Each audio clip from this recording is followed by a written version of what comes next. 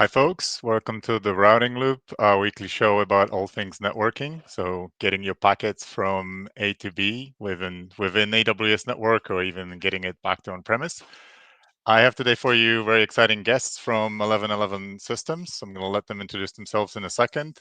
And I think they're bringing in very cool ways of how they can help you get to AWS, but also they have some interesting ways of how they're using the AWS backbone.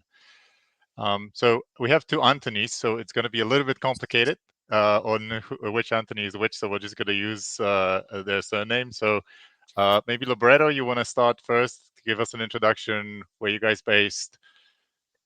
Yeah, sounds great. So Anthony Libretto, based out of New Jersey, responsible for products and strategy at 1111.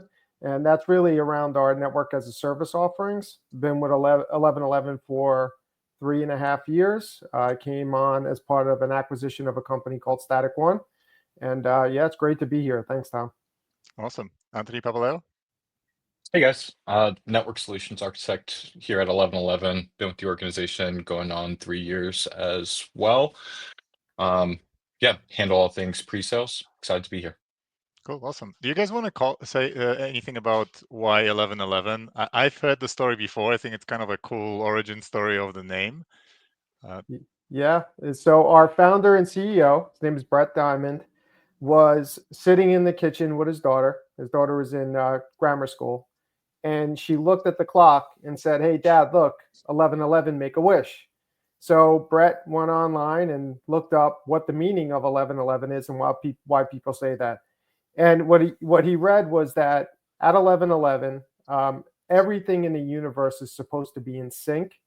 And he thought it would be a great name because really the premise behind 1111 is taking cloud connectivity and security and filling the gaps and pulling them together under one umbrella that's fully synced. Awesome. Yeah, that's a really, really cool story. That's what I thought initially when I had 1111. Oh, this is a make a wish hour. Nice to hear that this is actually the origin of the name too. Cool. Anthony Papaleo, I'll bring up the slides. I think we can kick off and we can start going. Folks, throw your questions in the chat and we'll bubble them up to the Anthony's here. Definitely. Where'd you want to start, Libretto? You can move to the next one. So how did we get here? So actually, AWS reached out to us through a mutual contact with our CEO about 3 years ago, and really there's a gap in delivering network to customers that required last mile, and they were looking for partners to help with that. So they had a bunch of application providers that wanted to put applications in AWS, but the customers were pushing back and saying, "Look, it's great to run this next generation platform in AWS. We're having a hard time connecting there." So AWS was looking for carrier neutral providers that can go out and do things quickly and work closely with AWS to make sure we integrated and also make sure that there was a level of customer service that met the standards of AWS. Since then, we've really expanded the relationship. So on top of us providing the service that we'll talk about today, we do put our managed data protection, disaster recovery, and cyber recovery solutions on top of AWS. And that's predominantly using S3. We have a very unique offering using Amazon S3. And we also started using the AWS backbone as our backbone, using the SiteLink product. So what started off as a simple conversation in Seattle has really turned into a really great partnership. And at the end of the day, a lot of what's under the covers at 1111 is now AWS. Yeah, it's very cool. 'Cause I don't know if a lot of people know as well that maybe there's some new folks on the stream, but AWS has a huge backbone, global backbone, 400 gigabit a second connectivity across the world, connecting all of our regions, connecting that direct connect locations. But I think the challenge for some of the customers is that last mile. Libretto, do you mind explaining a little bit more, maybe about what a last mile actually is? What do we mean when we say last mile? What is so complex about that? So last mile is going to be the connectivity that you need to get from, say, a premise location. Let's just call it an office or a remote data center back to the nearest AWS POP. So, if you're co-located with AWS, you're in the same facility, you get a direct connect, off you go. But if you're not, you need to be able to connect. And it's a pretty complex process, probably overly complicated. There's thousands of providers that you can work with. There's just a lot of processes. There's a lot of due diligence you need to make sure it matches your requirements. So we'll handle that piece for you as a fully turnkey managed service. Nice. I think that this, interestingly, I think Direct Connect is one of those services where there's still that requirement to deal with the physical, right? A lot of the other stuff that you're building on AWS, it's all of just virtual machines, managed services, and Direct Connect is one of those edge things where you still need to deal with, documents physically plugging to a port, extending your connectivity back to wherever you are physically. Cool. Yeah, correct. And Anthony has a great drawing of that. It's really, we're trying to take that all and make it easy, and then attach that and extend it all the way to the edge, wherever your destination may be. Anthony, you could go to the next.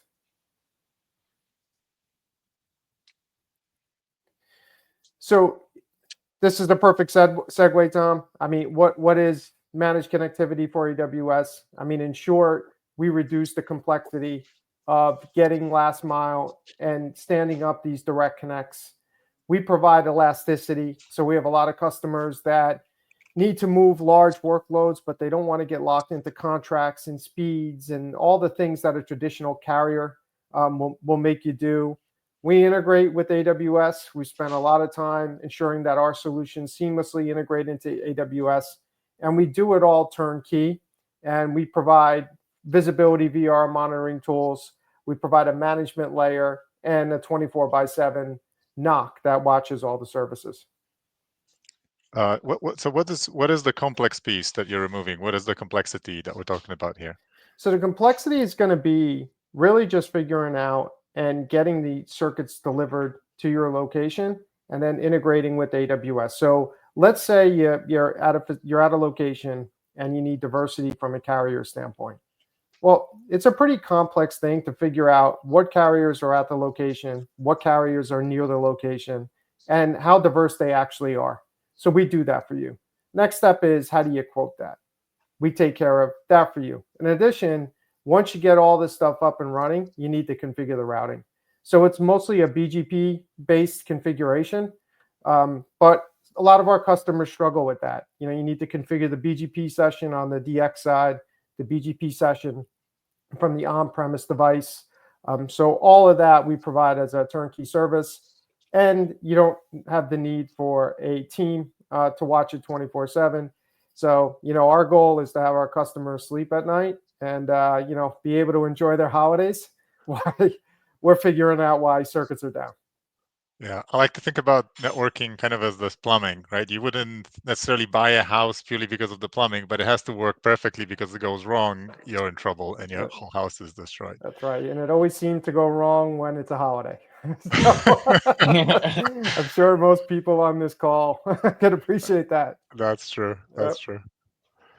Cool. So it sounds like there's like these two areas of complexity. There's a technical complexity. I think we might go into some of those a little bit later. And there's this like the business side that I probably don't even see that often, of the like quoting, figuring out the pricing, figuring out the right agreements with all of the different providers. So that's a piece that probably on the technical side we don't even have to deal with that much. It's kind of more the business side of the business. Absolutely, and we get into it a little bit more in detail at the end. But also, we have a very unique procurement method in place where you could buy our services through the AWS Marketplace. So some of those things we're talking about, the challenges, things like onboarding new vendors and how you build for things, we have a solution for that as well. Sounds good.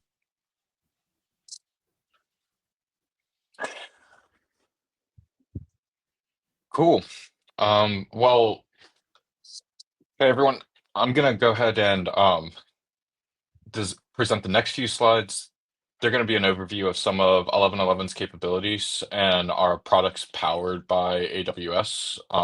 I see there's some questions in the chat already, so keep them coming. We obviously want to keep the session as interactive as possible.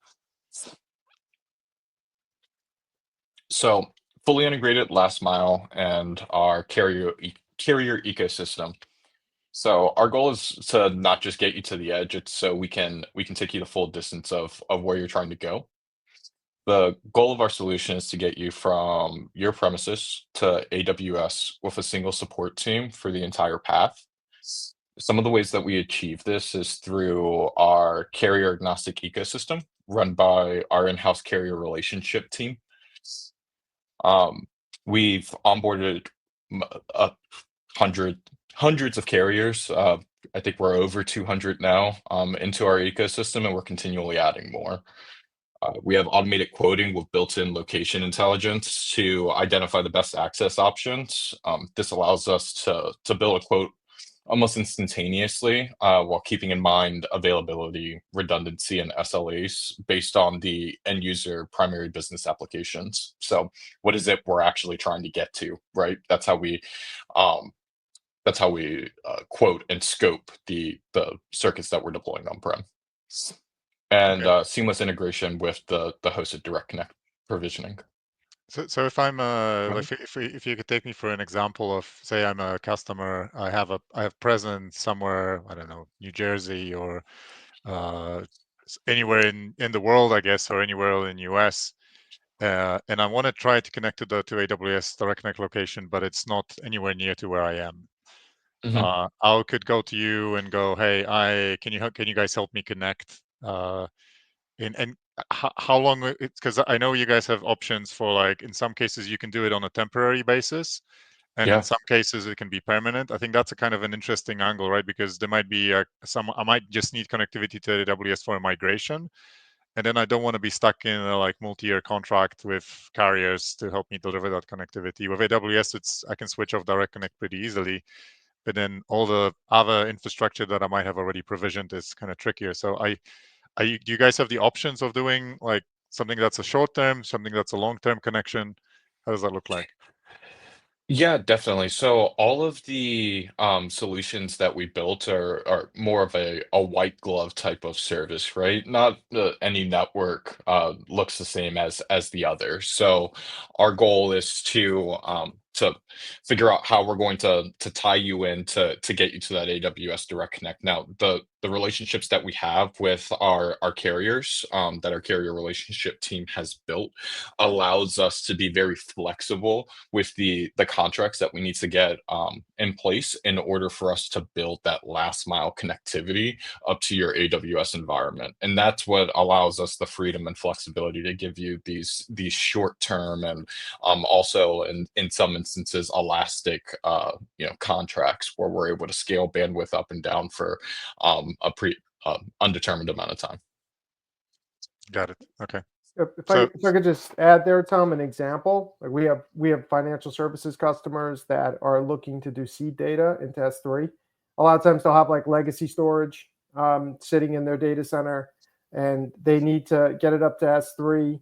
Problem is they don't have the bandwidth, and they only need the bandwidth for a period of time to get that up there. The other issue with them is they can't use any Snow devices because of compliance. So what we'll do for them is we'll stand up a connection. Maybe we'll start the connection at 100 gig. They'll use it for a month to get the seed data up. Then we'll scale that connection back down to 10, and then they'll use it for just incremental replication going forward. So that's a real use case where the elasticity of the last mile becomes beneficial. got it. Yeah, thanks for that. Yeah, so the illustration that's on screen actually kind of represents that use case, right? So in this example, the customer's moving a large amount of data to seed into their AWS environment, maybe S3 or EC2, and with our solution, you'll have the ability to scale the bandwidth up and down as needed. This solution that we're illustrating involves a managed 1111 device on-prem, so that may be a firewall or router, 1111 last mile circuit, and obviously our direct connect point of presence where we'll handle everything to get you up into your AWS instance.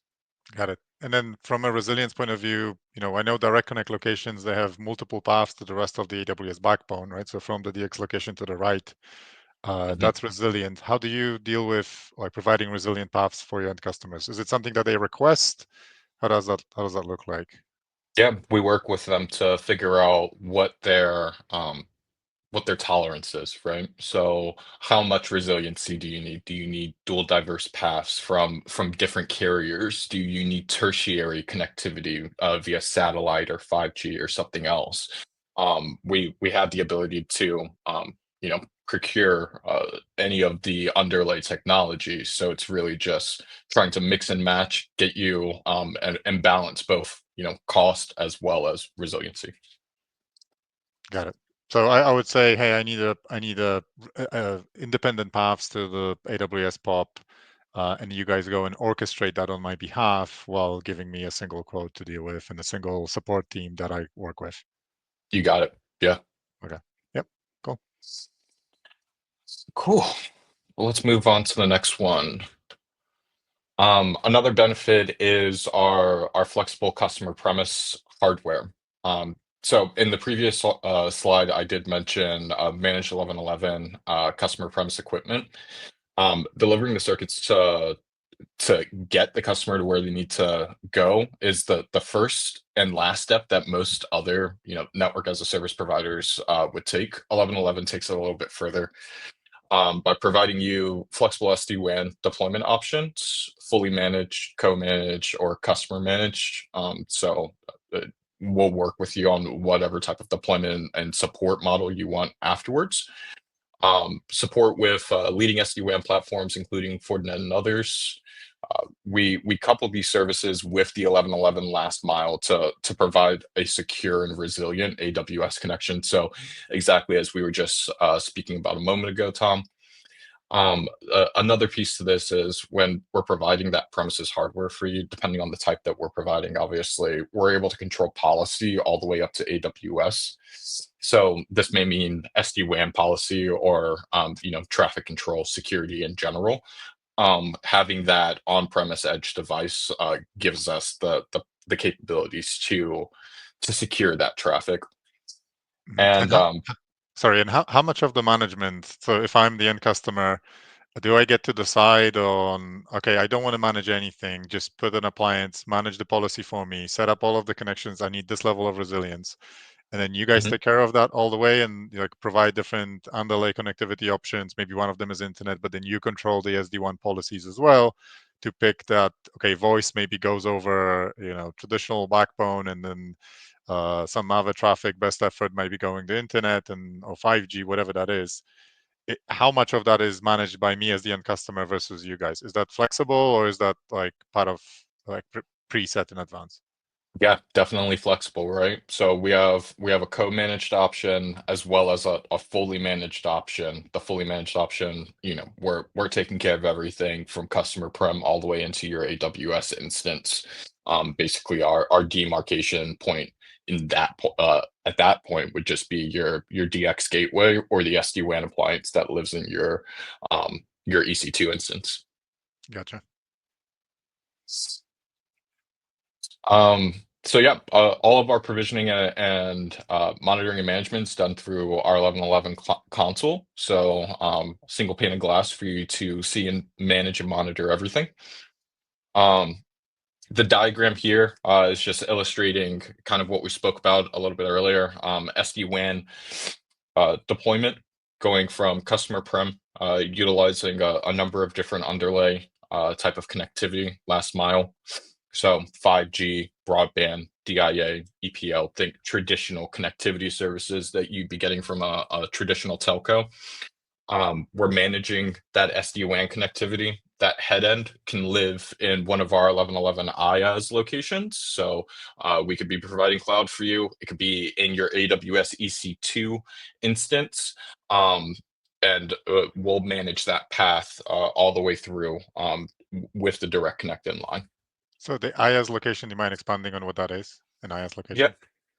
Yeah, so infrastructure as a service location. Basically, it's one of our head-end cloud pops where we're essentially just standing up a SD-WAN head-end for you to then consume your direct connect from directly into your AWS instance. Got it. So I can say that my SD-WAN headends either live in your infrastructure, the one that you manage, or I can put the SD-WAN headend in my own AWS environment that I manage and terminate my connections there, up to me to decide which way I'll go.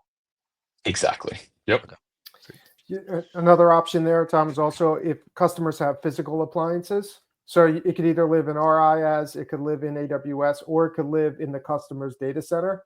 We could manage all of that at the same time, or as unique use cases, we can plumb them all back into a Direct Connect. And as Anthony said, we can manage devices that customers provide or devices that we will provide as part of the service. Okay. Yeah, makes sense. I like the drawing color scheme because it makes it also easy to understand. Like everything blue is managed by 1111. Yeah. Good stuff. All right, let's move on to the next one. So, hosted Direct Connect. Tying our last mile and CPE solutions to 1111 hosted Direct Connect allows us to eliminate the friction of building dedicated AWS Direct Connectivity from scratch.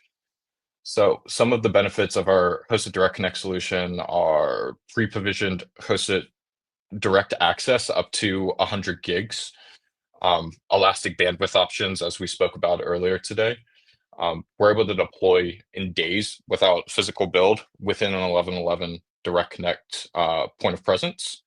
So more on that would be, we spoke earlier, hey, what's involved in actually spinning up a Direct Connect, right? So you would need colo space and a POP point of presence where AWS resides today. You need to get a cross connect. You need to have networking hardware in order for you to terminate that cross connect too. Then you also have to have the people and talent to support it all on a day to day. With our solution, you can scale up and down as needed using our core connectivity components and reducing your time to deploy because we already have all that infrastructure built. We're already tied in with AWS. Got it. Yeah, and this is kind of a standard hosted Direct Connect offering. I think that's more similar to maybe what folks are familiar with other partners also doing, where it's kind of removing that complexity of just dealing with the Direct Connect piece, right? Exactly, yeah. So more of your traditional hosted Direct Connect in this instance, right? And then how does this relate to the architectures you showed earlier? So could, for your other solutions, just this be an underlay, right? Because it seems like we're kind of moving away from more managed to just the Direct Connect piece. But I'm assuming in what you showed like a couple of slides ago, or just in the previous slide, that the underlay for that managed SD-WAN on the underlay for the other managed solution could just be also a hosted Direct Connect connection, right? You got it. Absolutely. So the underlay would essentially be, it could be a hosted direct. It depends on where the SD-WAN appliance lives, obviously, right? So if the SD-WAN appliance was physical and existing colo or virtual and existing in IaaS in an 1111 facility, then you would still have your last mile connection with that SD-WAN be a traditional underlay. So it would be broadband, DIA, EPL, whatever it may be. But if you're deploying your SD-WAN appliance within AWS, then yes, one of your underlays is actually the Direct Connect virtual interface. Got it. And just out of curiosity, how do you see that SD-WAN adoption space in general? Because from what I'm seeing with the customers I meet, like it's a big thing, right? A lot of customers are shifting to moving to using SD-WAN solutions. So a lot of the network Yeah. modernization discussions we have that are moving into how I'm going to connect branches, that discussion to do SD-WAN is pretty much always there. I don't know if you're seeing the same thing on your end. Is that something that most customers are opting in for? I would Curious say to it's the see your take. majority of the opportunities that we see in our pipeline have some sort of SD-WAN component that is the origin of that opportunity. So may it be the customer is coming to us for a full, SD-WAN migration, migrating off of traditional like MPLS or VPLS connectivity, which is what you would be provided by your traditional carriers for point-to-point connectivity. Or it could be, hey, we already have an SD-WAN solution in place, we need 1111 to go ahead and help us out with the WAN component and getting up to AWS. So sourcing the underlay connections to connect all up to your SD-WAN. We support the model in any way, right? So you can bring your own stuff and we'll support it, or we can supply it and support it. But yes, I do see most people moving over towards SD-WAN nowadays because it is the more cost-effective and reasonable option to go with. Yeah, I think that the challenge I see is that management, right? For teams that haven't been using SD-WAN before, now it's a new component that they need to wrap their heads around. It's been out there Yeah. for a while, but that's still happening. So I think the fact that you guys also offer the managed offering of SD-WAN, that probably is interesting. Yeah, Yeah. another part is really just mapping out the applications in advance, because we're trying to send the less important traffic over the lower cost links. So it's identifying, hey, what's really the priority? How do you want to build these policies? Where should the traffic go in a normal case? And then where does it go in the event that you have a failure on one of the connections? And there's a lot of mapping that needs to get done there. And then you build out the policies. And then from there, we work with the customers to iterate and adjust those policies. So if you have a small team, it's just a pretty big lift up front. Especially if you're just getting started with it. And we have dedicated teams to help with that. Yeah, what do you do? That's an interesting, because I'm curious to hear more about the mapping piece, because the network teams that we often meet with, uh, when they build networks, they don't have to think that much about applications if they're configuring the traditional connectivity where it's just VPCA talking to VPCB, and I need to make sure that there's a path. I don't necessarily need to know in advance exactly what applications are going to flow through there. I just need to have like an overall view of what the throughput or packets per second requirements are going to be. So sounds like with the SD-WAN component, you're kind of forcing those network teams to now go and look at, okay, what are the actual applications that you're sending for your network today? And then let's figure out which paths are going to be best for those applications. Is that part of the SD-WAN offering, or is that an additional service that you add on top? How does that discovery look like? So it is part of the SD-WAN offering, especially when we're working with AWS customers, because we're trying to figure out, hey, what lives in AWS and what does it do? What is the reason for connecting in? How critical is the application? How tolerant is it to latency? How much throughput? So we'll start there. Then we'll work with the customers to identify, some of the more popular applications. Maybe they're, a Salesforce or a ServiceNow user. So we'll work on that. Now, if there's another level of discovery, sometimes we have engineers that maybe acquire a company and they have no intel onto what's going on in the environment. We do have a professional services team that could come in. They can map out the interior networks. They can work with the application providers to figure out what's running where, especially if they're internally written. But that's more the edge case. For the most part, we're able to sit down with the customer and gather the information we need to build those policies. Makes sense.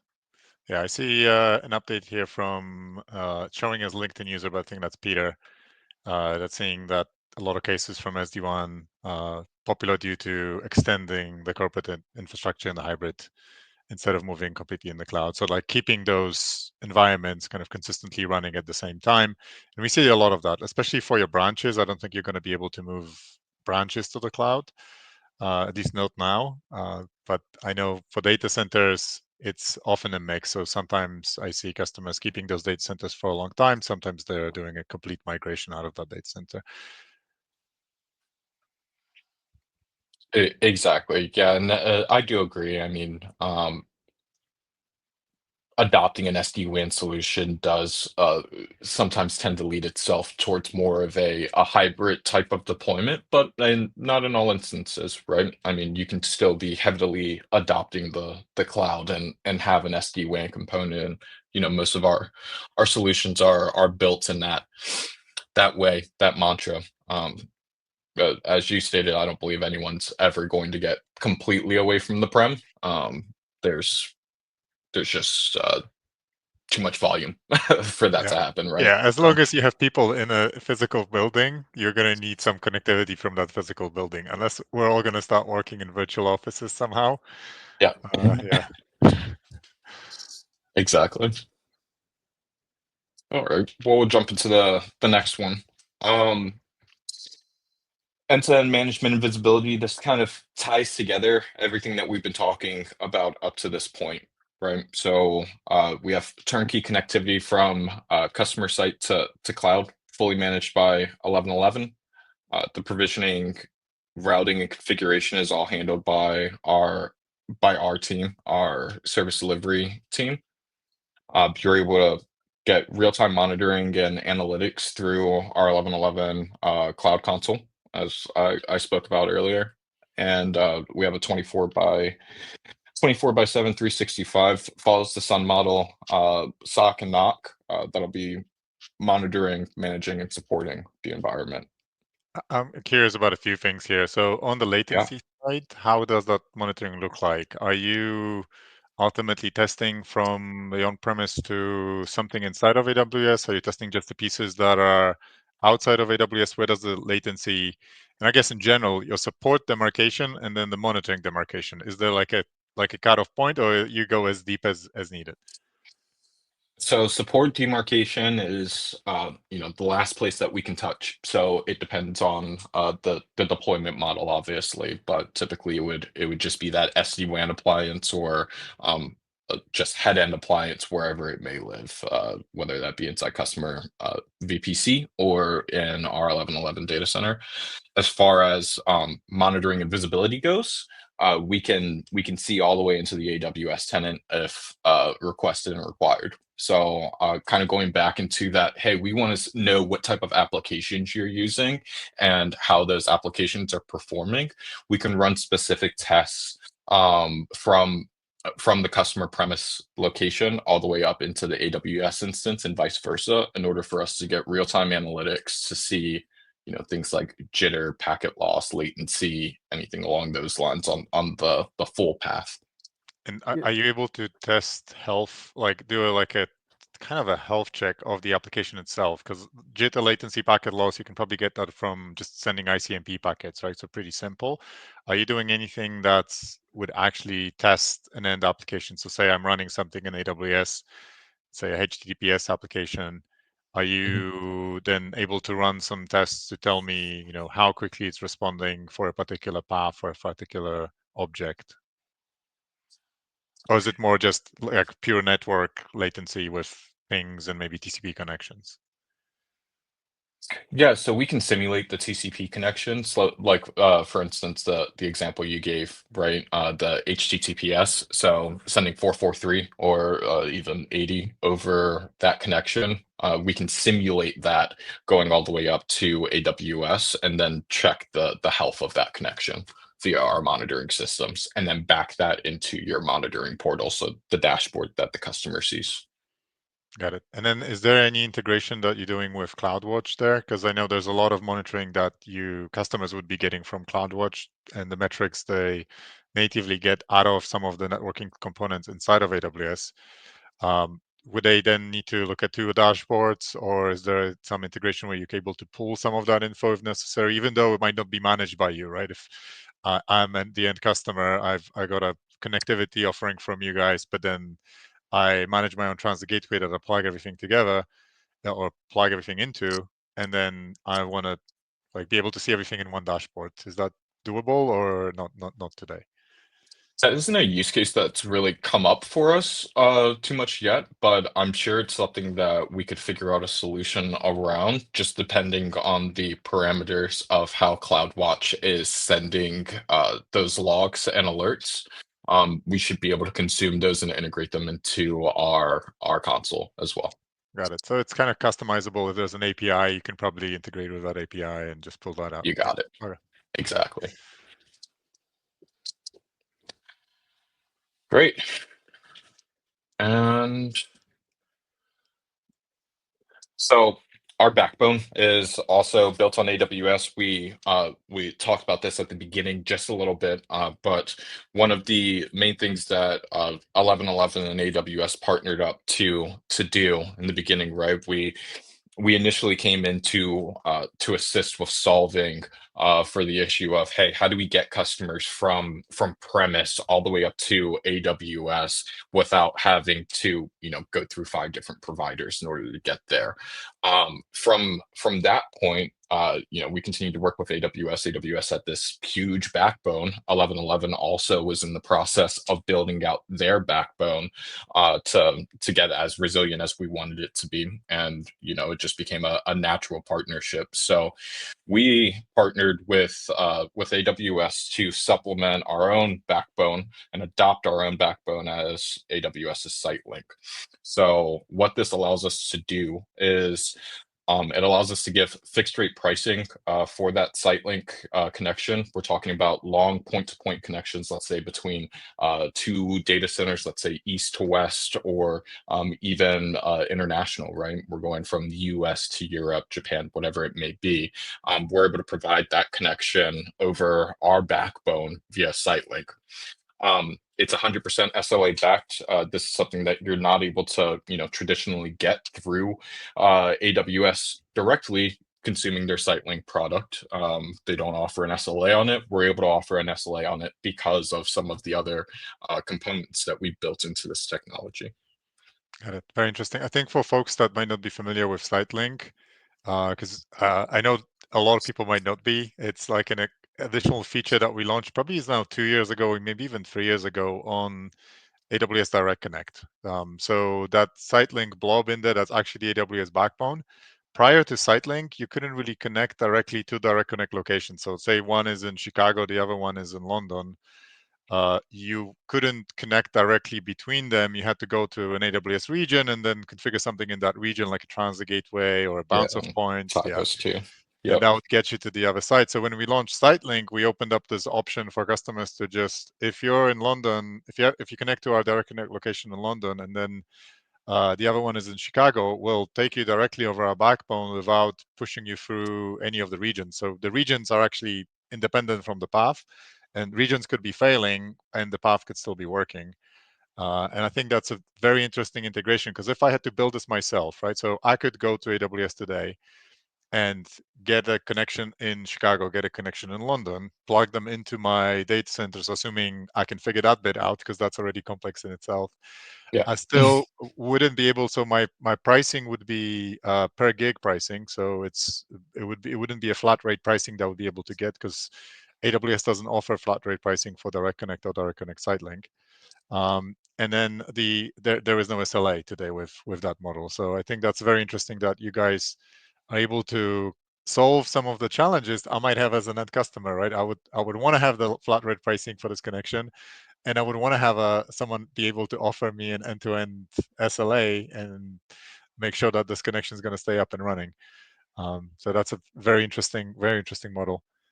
And I'm assuming you have also alternatives, right? With 110% SLA, I'm assuming you have options to transport this traffic over different paths, or have additional direct connect locations, right, to be able to deal with any of potential, power outage in a data center or something weird happening in that co-location.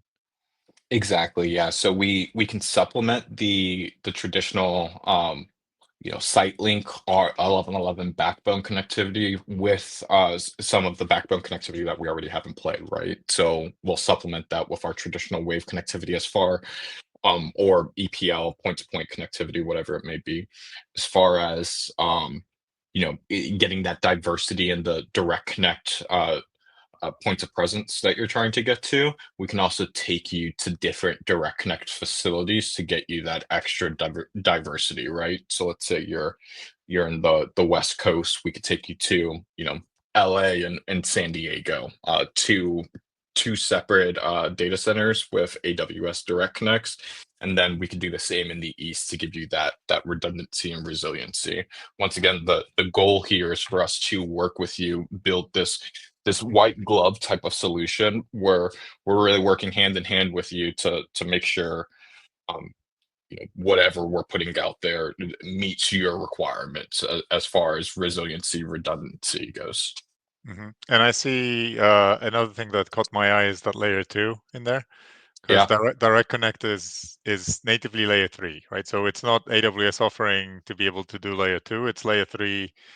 Even on SiteLink, it's going to be layer 3. So I'm assuming you're adding some kind of tunneling on top to deal with the layer 2 offering and creating like a virtual layer 2 tunnel on top of the layer 3 Direct Connect.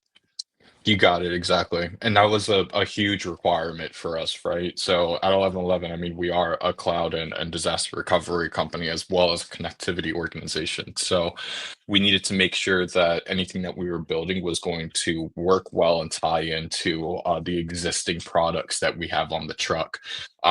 Stretching layer 2 is just something that innately customers end up having to do in disaster recovery situations. And it's a great offering that we're able to provide to customers. So we can actually simulate some of the traditional VPLS type of connectivity that customers have had, but we're doing it on AWS's SiteLink and providing those SLAs and everything like that on top of it. So it's a really cool solution that we were able to put together. Yeah, it's every time I see layer 2 extensions, it always makes me a little bit nervous. Because the show is called the routing loop, but we nearly were called like the spanning tree storm. Yeah, yeah. The So broadcast storm. Yeah, yeah, the definitely. broadcast storm. Yeah, so it's layer 2 is always like interesting for me and it's usually customers that have very kind of static way of addressing things. Probably, I wonder what you guys are seeing. Yeah. But they're willing to do this extension, even though it comes with a little bit of, at least in my mind, and a little bit of an extra risk and complexity. We see it in like partial failover type of scenarios as well as like high volume like replication seats and stuff like that, where customers have a hard requirement for layer 2 connectivity. But we're in the same boat, right? If it can be layer 3 and be controlled by a routing protocol, we'd kind of prefer for it to be done that way, right? So Yeah. that's kind of what we lead with, but it's great that we're able to provide this as well. Agreed. Yeah, I've seen those asks, and we always try to like figure out why can't you do L3? Just do L3. Exactly. Yeah. All right. So I wanted to go over some use cases that we have. Going to go through a couple of those. The slides I went through previously, as I stated before, are just kind of going more over our products and how they tie in with AWS. Here are some direct use cases that we've run into over our time partnering with AWS. So one of the first use cases was a customer that I worked with when I basically first came on board. It was a E911 provider. They had the challenge of trying to get to AWS GovCloud. They were providing next generation E911 technology to their end customers, and they had to get to GovCloud in both West and East. They had hard requirements for 100% uptime and SLAs and needed that last mile connectivity. So how we came in to assist was we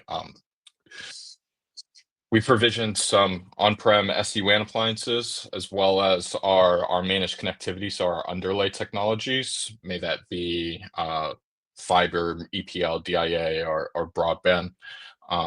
We added our performance visibility on top of that single pane of glass cloud monitoring that I've spoken about, and gave them their AWS GovCloud on-ramps at two of our dedicated 1111 facilities, and we're expanding more for them now to multiple facilities throughout the US. Yeah. Some of the reasons why we won in this opportunity were just our global network reach, how quickly we were able to deliver the services, our flexible SD-WAN hardware and design options, obviously our knock and sock services, our carrier ecosystem, as well as the automated quoting that I spoke about in the first slide, and all of it being able to be tied into AWS Marketplace, which once again we're going to touch on towards the end here. Yeah, I'm Go ahead, curious Tom. about the pains, because the 100% uptime makes total sense, right? 911 provider, I've seen that before, where uptime is critical. Yeah. And then, so I'm assuming they also had, were they going to different regions? Because I guess you guys are solving the network connectivity problem, but if the network could be all up and running, 100% availability, but the application inside of Golf Cloud or where you're trying to get to is completely down. Where was that customer hosting something in AWS, or were they hosting something on premise and offering it to consumers in AWS? Do you remember?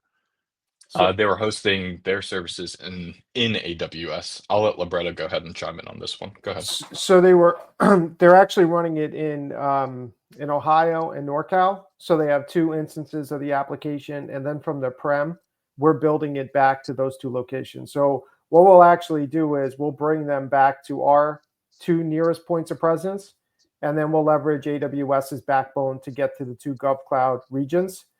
Something that was also like important to them is, so these PSAPs are so used to having their application sitting in like the closet, the IDF, and they're comfortable with that even though this was a far superior product, I mean, it's unbelievable the things it can do. It literally saves lives. They were still just settling on keeping this application in the IDF because they weren't comfortable with this network. So we actually solved that. And now they have a lot more adoption from the overall application standpoint because of the way we built this. But Tom, to your point, yeah, we're building this thing from a last mile, from diversity standpoint, SD-WAN appliances. We have HA clusters. We're diversifying via regions. And we're monitoring everything down to the BGP session for them. So, literally downtime, our lives lost. In addition, we've created some custom SLAs for them. So, for example, if we need to do an upgrade on the OS on an appliance, we will not do that without prior notification to them. And it's not like they have fixed maintenance windows. We actually have to notify them and work with them. So it's been a really close partnership, but the company is doing great. And this was a big part of it. How do you deal with, so let's say you're finishing this setup for your customer. Are you doing some kind of acceptance testing where you're going to show them, hey, we're going to start dropping links and showing you that these additional paths take over and how quickly they take over? Is that part of like this final push before customers accept the new offering?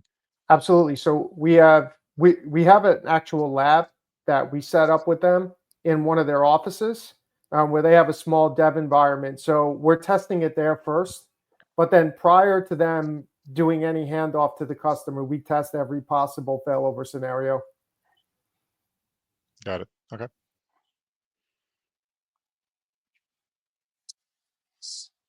Cool. Very good.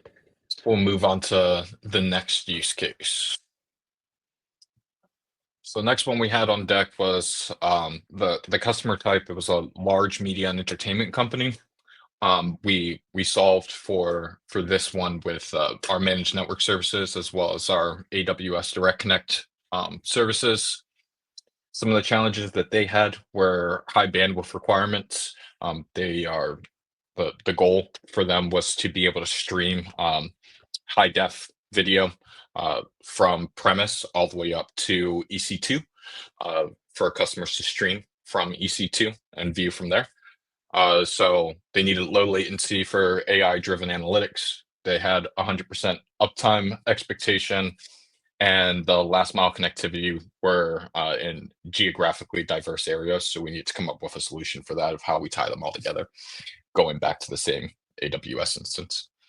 So the way we solved for this was by providing SD-WAN appliances, some diverse last mile connectivity with elastic bandwidth options. That was very important to them. They needed to be able to scale up and scale down depending on when events were happening at these different regions. AWS Direct Connects, performance visibility, and 24/7 NOC services. And some of the reasons why we run, it's going to sound a little repetitive to the other one, but our global network reach, the fact that it was a fully managed turnkey solution for them, they needed something that they could just hand to 1111 and we said, hey, we got it, we'll get you there. On-demand bandwidth, as I said, that elastic bandwidth option was very important to them. Our industry expertise in this realm. We've worked with a lot of media providers in the past, and we'll continue to work with them in the future. We have a lot of expertise in that that industry for sure.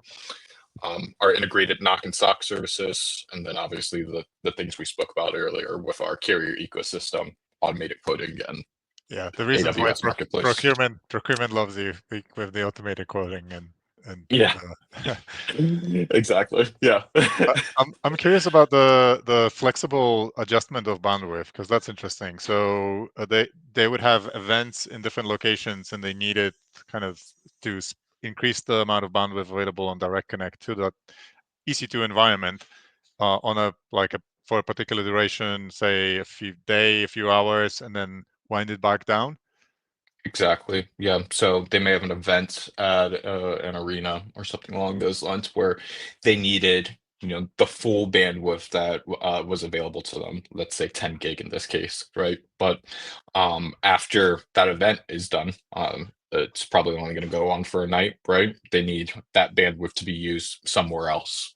One of the other arenas that may have had an event going on the next day. And, So mhm. we have the ability to be able to scale that up and down. Once again, going back to that carrier relationship piece, right? We've built these relationships. We have a large amount of volume of deals going in and out with these partnerships with our providers. So it allows us to be able to scale up and down a little bit easier than other providers could. So that's even though you're collaborating for the last mile with you're kind of orchestrating another provider there. Because of the volume you do with those, you can kind of adjust the bandwidth as you want for your customers. Exactly. Yeah. And Go then ahead, Roberto. is that done through APIs or is that something that I would have to open as an end customer support case with you? What's the mechanism? Because I can do it all of myself. I'm like, hey, I want to throw 10 gigs here and 15 gigs here, and then go down, move that somewhere else. How does that look like? So right now, that's a support ticket with us. Down the road, we're looking to change that. But one of the things that we realized is like customers were asking us for elastic bandwidth options, not because they needed more bandwidth after the events, because they didn't want to pay for it when they weren't using it. So we also come up with just creative financial models where we get you to the price that you want to get to, just keeping the service always on. Right. So, you may not want to pay 10,000 a month for a 10 gig circuit or a 100 gig circuit because you're only going to use it 10% of the time. Well, we have ways to get really creative with that, and we could actually charge you more for the usage based model than consuming the whole pipe. So it really depends on what the customers are looking for. Honestly, we prefer to give you all the bandwidth you need all the time, and then meet you at the price point that makes sense. Makes sense. Gotcha. Cool. I'm going to pass it back over to Libretto to close it out.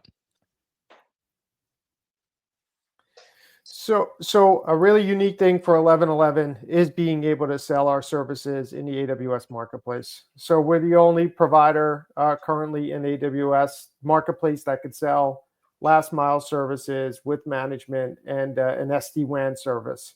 So with that, there's some inherent benefits. So we can support an EDP quota retirement for services built. One caveat there is the infrastructure needs to live within AWS in order to get that EDP quota retirement. It's integrated billing through AWS. So we're going to submit a private offer to you. You accept that private offer. From there, you're going to actually get billed through AWS. Support, delivery, everything remains the same as a standard 1111 product, but you're dealing with AWS from a billing standpoint. You technically don't need to onboard another vendor if you're already onboarded with AWS, and it speeds up procurement. We essentially have a customized EULA that sits in the private offer that you could actually click through. So it's standard T's and C's. You can click through that, and you could order that today. So if you're interested in actually going through the marketplace, Anthony, if you go to the next slide.